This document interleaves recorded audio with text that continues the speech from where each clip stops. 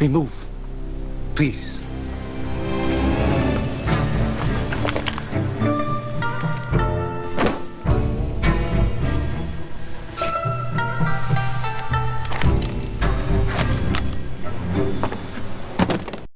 Hello fellow YouTube friends, followers, wolves and flabbergasters, my name is Mason and it's time for another easy PvE build guide. Today's build of choice is Power Arms Spellbreaker. Arms Spellbreaker is a very strong and straightforward build for instance content.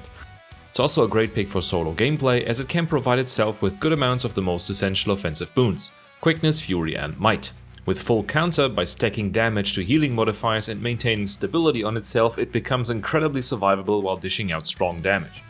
The skill Full Counter is the key mechanic of Spellbreaker, which gives you access to a short cooldown block and performs a riposte when you block dazing enemies. Generally, applying disables is key to dealing damage on Spellbreaker due to the trait Attacker's Insight, which gives you 50 power, precision and ferocity for each disable you apply. In contrast to Core Warrior, your adrenaline will also be limited to 2 bars, with each burst skill consuming only 1 bar. With the most recent patch, the Arms trait line was buffed quite a bit.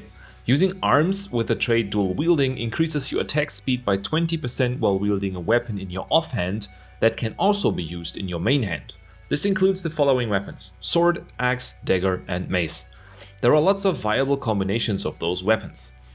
I personally don't like sword on this, as you need to stow cancel the burst skill for optimal results. That is technically just one additional button, but the DPS gain from using sword isn't that large anyway. You should always try to anticipate dangerous hits and block them with Full Counter. It's not a big deal if you get it wrong sometimes, it gets better with practice. Full Counter is, as I said before, a block, daze and an evade with a very short cooldown. Since we're using the Arms trait line, we're also going to make use of Signet Mastery. This trait gives you 100 ferocity every time you use a Signet skill for 1 minute. This is a stacking effect that allows you to have up to 5 stacks of it. Stacking this up is therefore an essential part of the damaging rotation. Speaking of the damaging rotation, you always want to use the following skills on cooldown: Breaching Strike, your burst skill, to stack up Berserker's Power; Bolt's Charge and Disrupting Stab to keep up Relic of the Claw; the Signet of Fury and Signet of Rage. Since this build is full melee, you can use Aura Slicer, Bolt's Charge and Breaching Strike, your burst skill, to cover some ground.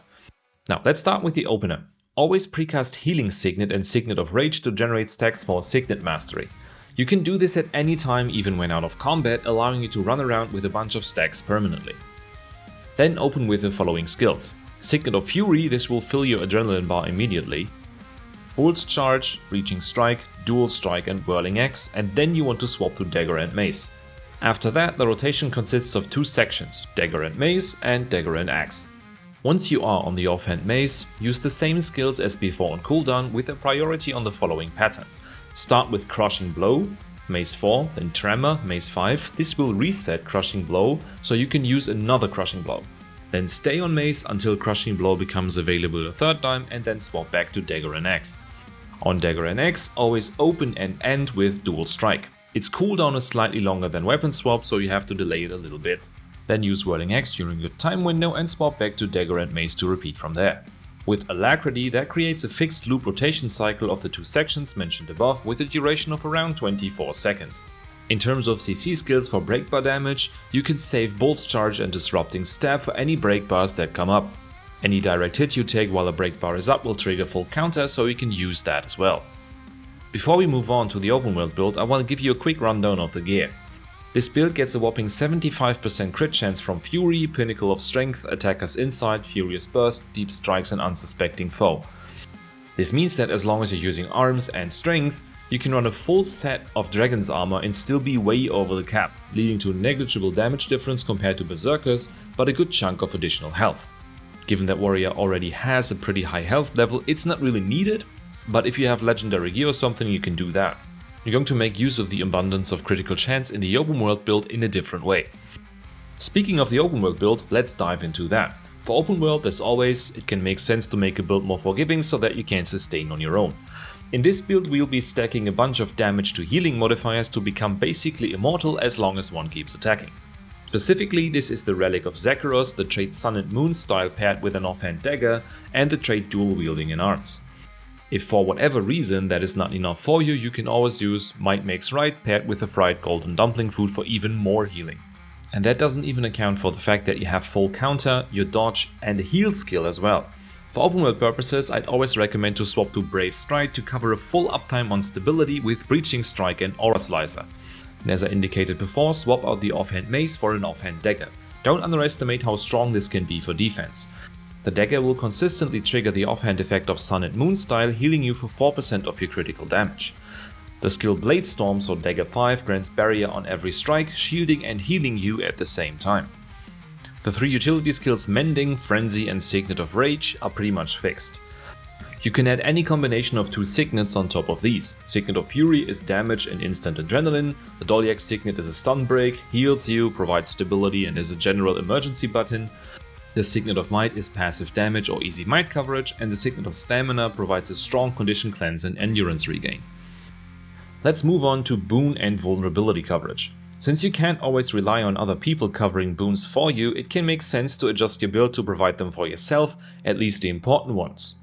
And let's face it, playing a build without quickness always feels horrible. Note that another great side effect of the trait line Arms with the trait Dual Wielding is that it makes you faster at any time. For better boon coverage, change as many larger pieces of gear to Diviners as you can afford. Shoot for around 40 to 60% boon duration, that will allow you to maintain most important boons easily. And you can swap in as many pieces of Diviner as you like, because the abundance of crit chance from the Arms trait line will still make you overcap. And capping crit chance is important because you heal off of your critical damage. In terms of quickness, with enough boon duration, using Dual Strike, so X skill number 4 and Frenzy on cooldown provides a full uptime. With enough boon duration, you'll also maintain a full uptime on Fury by using Signet of Rage on cooldown. With lower boon duration, you can swap weapons to trigger Furious Burst on every weapon swap. Finally, you will cover 25 stacks of Might when you use Dagger auto attacks, Frenzy, your Mage Bane Tether, Signet of Might and Signet of Rage. As always in open world, you can run Jade protocols to make boon coverage even easier. They are affected by boon duration, giving you long-lasting boons that you don't have access to at the beginning of a fight. These are mainly Alacrity and Protection that you won't cover otherwise. Last but not least, dealing with incoming conditions and control effects. In terms of control effects, you have both Frenzy and Dolyak Signet available, which are short cooldown stun breaks. Now, as I said before, when you use Brave Stride in Strength, the dagger skills Aura Slicer and Breaching Strike, as they are movement skills, will provide a great uptime on stability on yourself. Just like everything else, this stability is also affected by boon duration. On top of that, Full Counter provides short stability on cast. When it comes to condition cleanses, your main source of condition cleansing is your healing skill Mending. This has a short cooldown of only 12 seconds and cleanses 5 conditions. When you need more condition cleanses, you can replace any other signet with Signet of Stamina. This will cleanse all conditions that you have on you with a quite short cooldown. In summary, Power Arms Spellbreaker is one of the most ridiculously overpowered builds I've seen in a long time. It's very simple to play, deals incredible damage in instance content, and when you make the right adjustments for open world gameplay, it will allow you to pump through all incoming damage without even caring. And remember that you don't have to use the weapons that I chose here, you can use any weapon combination that you can use both in your main hand and in your offhand. Alright, that's it for today.